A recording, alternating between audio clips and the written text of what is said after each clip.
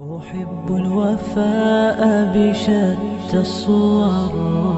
أحب الوفي الأمين الأغر. فأهل الوفاء كلون السحاب وحسن الربيع وماء المطر. أحب الوفاء بشتى الصور. أحب الوفي الأمين الأغر. فأهل الوفاء كلون السحاب وحسن الربيع وماء المطر. নাহমাদুহু ওয়া নুসাল্লি আলা রাসূলিহিল কারীম, আম্মা বা'দ। সম্মানিত উপস্থিতি, আজকে আমরা রাসূল সাল্লাল্লাহু আলাইহি ওয়াসাল্লামের প্রিয় ব্যক্তি যায়েদ ইবনে হারেসা রাদিয়াল্লাহু আনহু এর জীবনী নিয়ে সামান্য কিছু আলোচনা করব ইনশাআল্লাহ। প্রিয় উপস্থিতি, আসুন শুরুতেই জেনে নেই কিভাবে তিনি রাসূল সাল্লাল্লাহু আলাইহি ওয়াসাল্লামের প্রিয় ব্যক্তিদের অন্তর্ভুক্ত হলেন।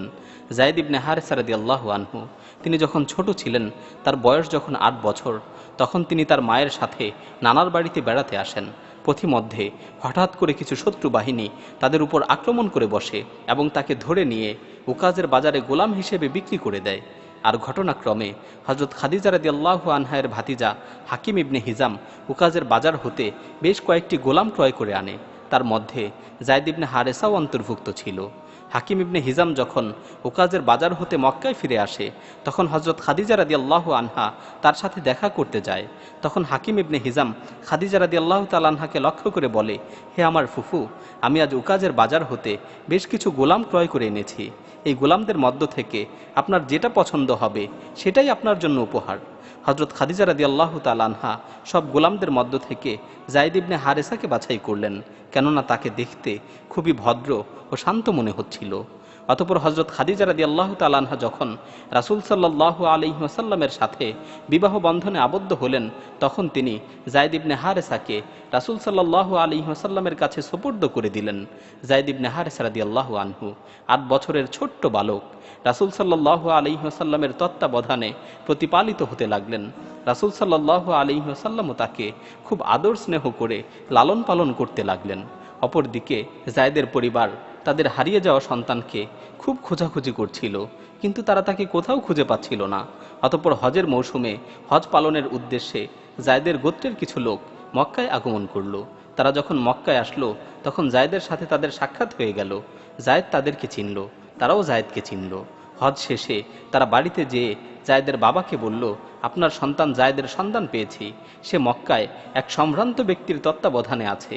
এ কথা শোনা মাত্রই যায়েদের পিতা হারেসা তার ভাই কাবকে নিয়ে মক্কা অভিমুখে রওনা দিল। তারা তাদের কলিজার টুকরো সন্তানকে মুক্ত করার জন্য মুক্তিপণ হিসেবে সাথে করে অনেক পরিমাণ টাকা পয়সা নিয়ে নিল। তারা মক্কায় যেয়ে রাসূল সাল্লাল্লাহু আলাইহি ওয়াসাল্লামের সাথে দেখা করল এবং বলল, হে আব্দুল মুত্তালিবের সন্তান, আপনারা হচ্ছেন পবিত্র ভূমির অধিবাসী, আপনারা হচ্ছেন আল্লাহর ঘরের প্রতিবেশী, আপনারা হাজিদের পানি পান করান, অভাবগ্রস্তদের সাহায্য করেন, দুশ্চিন্তাগ্রস্তদের চিন্তা মুক্ত করেন। আমরা শুনেছি আমাদের সন্তান আপনার কাছে আছে, আমরা তাকে মুক্ত করে নিয়ে যেতে এসেছি। তাকে মুক্ত করতে যত টাকা লাগে আমরা দিব। আমরা আশা করছি আপনি অনুগ্রহ করে তাকে মুক্ত করে দিবেন। রাসূল সাল্লাল্লাহু আলাইহি ওয়াসাল্লাম তাদেরকে জিজ্ঞাসা করলেন, তোমাদের সন্তান কে? তারা বলল, আপনার গোলাম যায়েদই হচ্ছে আমাদের সন্তান। রাসূল সাল্লাল্লাহু আলাইহি ওয়াসাল্লাম বললেন, ঠিক আছে, কোনো টাকা পয়সার প্রয়োজন নেই। একটি বিষয়ে আগে আমরা একমত হই, সেটা হলো আমি তোমাদের সামনে যায়েদকে ডাকব।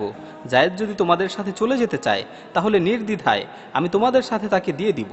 আমার কোনো আপত্তি থাকবে না এবং আমাকে কোনো ধরনের মুক্তিপণও দেয়া লাগবে না। আর যায়েদ যদি আমাকে ছেড়ে চলে যেতে না চায়, তাহলে জোর করে তোমরা যায়েদকে নিয়ে যেতে পারবে না। তারা বলল, আপনার কথা ঠিক আছে, আমরা আপনার সাথে একমত। আপনি আমাদের উপর ইনসাফপূর্ণ ফয়সালা করেছেন, আপনি আমাদের ব্যাপারে উত্তম ফয়সালা করেছেন। রাসূল সাল্লাল্লাহু আলাইহি ওয়াসাল্লাম যায়েদকে ডাকলেন এবং আগত ব্যক্তিদের দিকে ইঙ্গিত করে বললেন, এরা কারা? যায়েদ উত্তর দিল, একজন হচ্ছেন আমার পিতা হারেসা ইবনে শুরাহবিল, আরেকজন হচ্ছেন আমার চাচা কাব। রাসূল সাল্লাল্লাহু আলাইহি ওয়াসাল্লাম বললেন, হে যায়েদ, তারা তোমাকে নিয়ে যেতে এসেছে, তুমি চাইলে তাদের সাথে চলে যেতে পারো, আর চাইলে আমার কাছেও থাকতে পারো। একথা শুনে ছোট্ট যায়েদ নির্দ্বিধায় বলে উঠল, হে আমার মনিব, আমি আপনাকে ছেড়ে কোথাও যাব না, আমি আপনার কাছেই থাকব। এ কথা শুনে জায়েদের বাবা হারেসা রাগান্বিত হয়ে বলে উঠল, ধ্বংস তোমার জন্য হে জায়েদ, তুমি তোমার বাবা মায়ের পরিবর্তে এই গোলামের জীবনকে পছন্দ করলে। তখন জায়েদ বলল, হে আমার বাবা, আমি আমার এই মনিবকে এত ভালো পেয়েছি যে আমি তার থেকে কখনোই আলাদা হব না। আমি তাকে ছেড়ে কোথাও যাব না, আমি সারা জীবন তার সাথেই থাকব। ছোট্ট জায়েদের এই উত্তর শুনে রাসূল সাল্লাল্লাহু আলাইহি ওয়াসাল্লাম তার হাত ধরে তাকে কাবা প্রাঙ্গণে নিয়ে গেলেন এবং কাবার সামনে হাজারে আসওয়াদের পাশে দাঁড়িয়ে সজোরে ঘোষণা করলেন, ইয়া মাআশারা কুরাইশিন, হে কুরাইশ সম্প্রদায়, তোমরা সাক্ষী থাকো, আজকে থেকে জায়েদ আমার সন্তান, সে আমার উত্তরাধিকারী হবে, আমি তার উত্তরাধিকারী হব। এই দৃশ্যটি জায়েদের বাবা ও চাচা সচক্ষে প্রত্যক্ষ করল। তাদের অন্তর আনন্দে ভরে গেল এবং তারা সন্তুষ্ট চিত্তে জায়েদকে রেখে বাড়িতে ফিরে গেল। ওই দিনের পর থেকেই লোকেরা জায়েদকে জায়েদ ইবনু মুহাম্মদের পুত্র জায়েদ বলে ডাকতে লাগলো।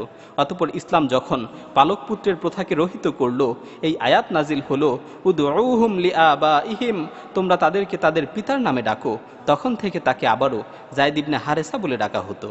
জায়েদ ইবনে হারেসা রাদিয়াল্লাহু তাআলা আনহু যখন সব কিছুর চেয়ে রাসূল সাল্লাল্লাহু আলাইহি ওয়াসাল্লামকে বেশি ভালোবেসেছিলেন, বাবা মা আত্মীয় স্বজন সব কিছুর উপর রাসূল সাল্লাল্লাহু আলাইহি ওয়াসাল্লামকে প্রাধান্য দিয়েছিলেন, সেদিন হয়তো তিনি জানতেন না যে তিনি কত বড় সৌভাগ্য অর্জন করেছিলেন।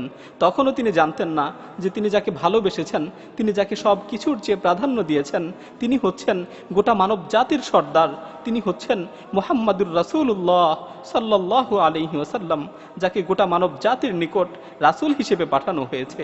তখন তিনি জানতেন না যে মুহাম্মদ সাল্লাল্লাহু আলাইহি ওয়াসাল্লাম পৃথিবীতে আল্লাহর দেয়া জীবন ব্যবস্থাকে বাস্তবায়ন করবেন এবং পূর্ব থেকে পশ্চিম পর্যন্ত সমগ্র পৃথিবীতে আবারও ন্যায় ইনসাফের রাজত্ব প্রতিষ্ঠিত হবে, সমগ্র পৃথিবীতে আবারও শান্তি ফিরে আসবে, আর তিনিই হবেন সেই ন্যায় ইনসাফের রাজত্ব প্রতিষ্ঠার প্রথম ভিত্তিপ্রস্তর।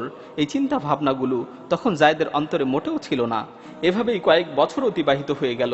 অতঃপর আল্লাহ তাআলা তার নবী মুহাম্মদ সাল্লাল্লাহু আলাইহি ওয়াসাল্লামকে সত্যদিন সহকারে মানব জাতির নিকট রাসূল হিসেবে প্রেরণ করলেন।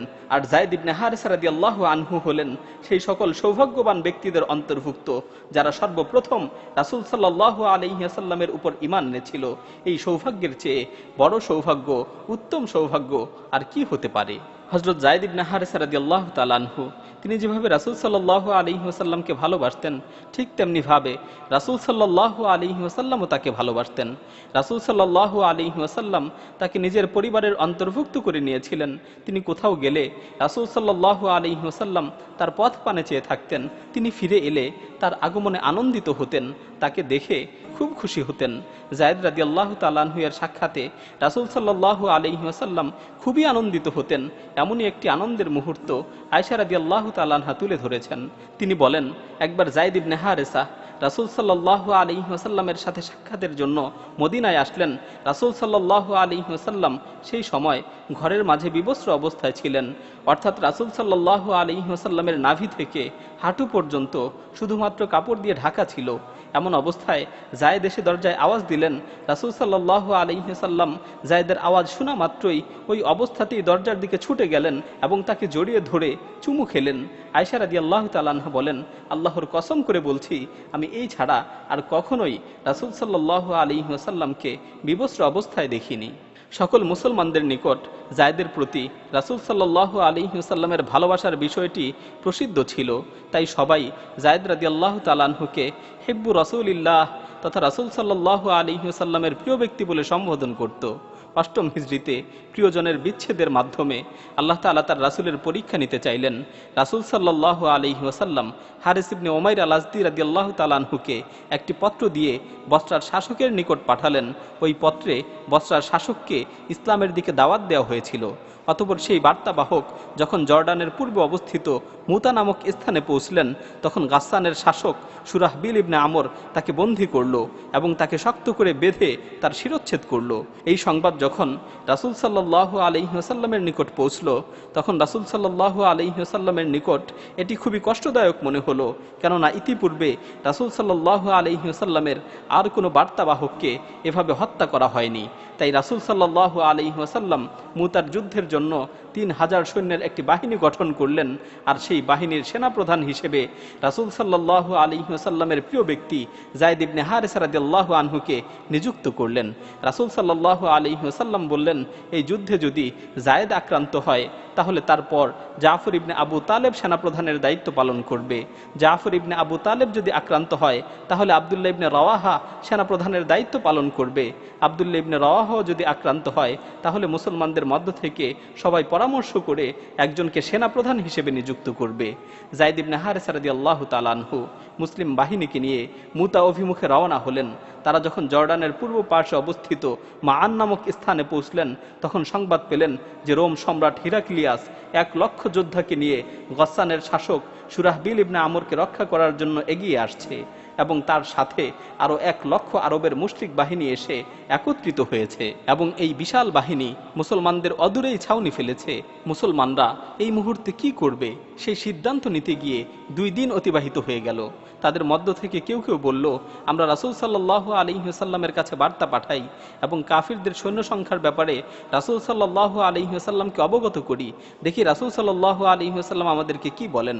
তখন আব্দুল্লাহ ইবনে রওয়াহা বলে উঠলেন, হে আমার জাতি, আল্লাহর কসম করে বলছি, আমরা কখনোই সংখ্যা, শক্তি বা আমাদের আধিক্যের উপর নির্ভর করে যুদ্ধ করি না, বরং আমরা এই দ্বীনের জন্য যুদ্ধ করি, দ্বীনকে সাথে নিয়ে যুদ্ধ করি। সুতরাং তোমরা যার জন্য বের হয়েছো তার দিকেই ধাবিত হও। আল্লাহ তাআলা তোমাদের সাথে 2টি কল্যাণের মধ্য থেকে যে কোনো একটির ওয়াদা করেছেন, হয়তো বিজয় নয়তো শাহাদাত। মুসলিম বাহিনীর সকলেই বলে উঠল, আব্দুল্লাহ ইবনে রওয়াহা সত্যই বলেছে। মুতা প্রান্তরে উভয় বাহিনী মুখোমুখি হলো, একদিকে 2 লক্ষ বাহিনী, অপরদিকে মাত্র 3000। কিন্তু স্বল্প সংখ্যক মুসলিম বাহিনী এমন বীরত্বের সাথে কাফিরদের পিছু নিল যে কাফিরদের অন্তর ভীত সন্ত্রস্ত হয়ে গেল। রোমানরা হতবাক হয়ে তাকিয়ে রইল। হযরত যায়েদ ইবনে হারেসা রাদিয়াল্লাহু তাআলা আনহু রাসূল সাল্লাল্লাহু আলাইহি ওয়াসাল্লামের দেয়া কালেমার ঝান্ডাকে সমুন্নত রাখার জন্য এমনভাবে যুদ্ধ করলেন, বীরত্বের ইতিহাসে যার কোনো উপমা খুঁজে পাওয়া যায় না। অবশেষে শত শত বর্ষার আঘাতে তার শরীর ক্ষতবিক্ষত হয়ে গেল, তিনি রক্তাক্ত অবস্থায় জমিনে লুটিয়ে পড়লেন। অতঃপর জাফর ইবনে আবু তালেব কালেমার ঝান্ডাকে সমুন্নত করলেন, তিনিও বীরত্বের সাথে যুদ্ধ করতে করতে তার সাথীর সাথে যে মিলিত হলেন। অতঃপর আব্দুল্লাহ ইবনে রওয়াহা কালেমার ঝান্ডাটিকে ধারণ করলেন, তিনিও সাহসিকতার সাথে যুদ্ধ করতে করতে তার উভয় সাথীর সাথে যে মিলিত হলেন। অতঃপর সাহাবায়ে কেরাম রাদিয়াল্লাহু আনহুম পরামর্শ করে হযরত খালিদ ইবনে ওয়ালিদ রাদিয়াল্লাহু আনহুকে সেনা প্রধান হিসেবে নিযুক্ত করলেন। তিনি ছিলেন মুসলিম, তিনি বিচক্ষণতার সাথে মুসলিম বাহিনীকে নিয়ে সরে পড়লেন এবং মুসলমানদেরকে ধ্বংসের হাত থেকে রক্ষা করলেন। অতঃপর রাসূল সাল্লাল্লাহু আলাইহি ওয়াসাল্লামের নিকট যখন মুতার সংবাদ পৌঁছল, তিনি যখন শুনলেন তার নিযুক্ত 3 জন সেনাপতি শহীদ হয়েছে, তখন তিনি খুবই দুঃখিত হলেন। তার এই দুঃখ পূর্বের সকল দুঃখকে ছাড়িয়ে গেল। রাসূল সাল্লাল্লাহু আলাইহি ওয়াসাল্লাম যায়েদের পরিবারকে সান্ত্বনা দিতে গেলেন।